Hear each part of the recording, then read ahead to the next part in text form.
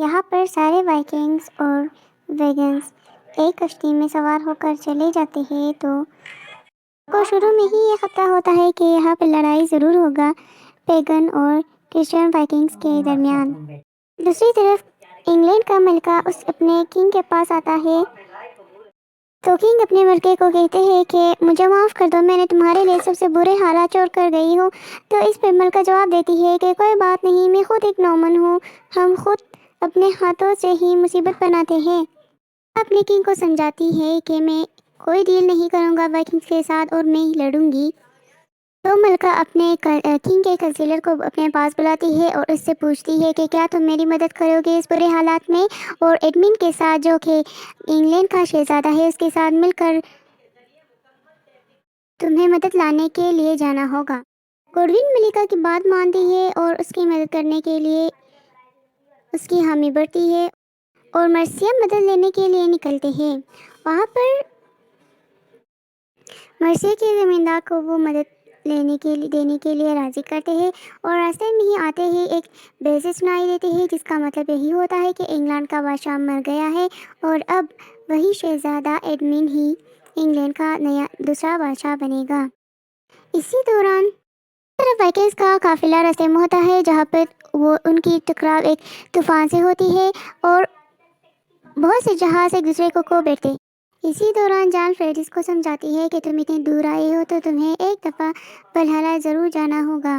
Olaf اپنے بھائی Harold کو طنز کرتا ہے کہ تم نے ان لوگوں پر بھروسہ کیا ہے، مجھے لگتا ہے کہ وہ گرین لینڈ واپس چلے گئے۔ انگلینڈ پہنچتے ہی ہیرالڈ دیکھتا ہے کہ لیف کا جہاز سب سے پہلے پہنچ چکا ہے اور وہاں پہ 2 لاشیں پڑی ہے جہاں پر کرسچین اور پیگن وائکنگز نے لڑائی کر کے ایک دوسرے کو مار دیا ہے۔ کینٹ انگلینڈ میں ایک زبردست فائٹ ہوتی ہے وائکنگز اور انگلینڈ والوں کے درمیان جہاں پر وائکنگز کا جیت ہوتا ہے۔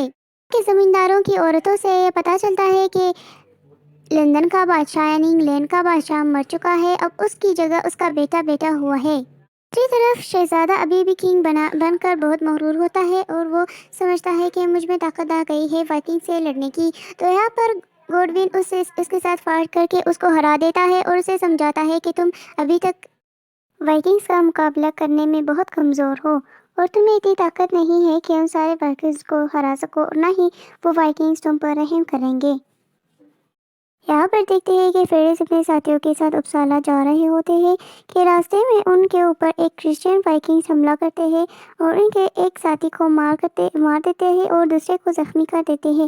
تو فریڈس اپنے ہاتھ کے داغے سے اس کا گلا گھونٹ کر اسے مار دیتی ہے۔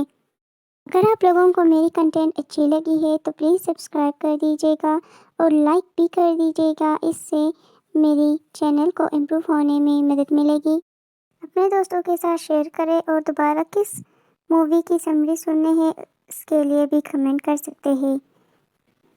تب تک کے لیے اپنا خیال رکھیے گا۔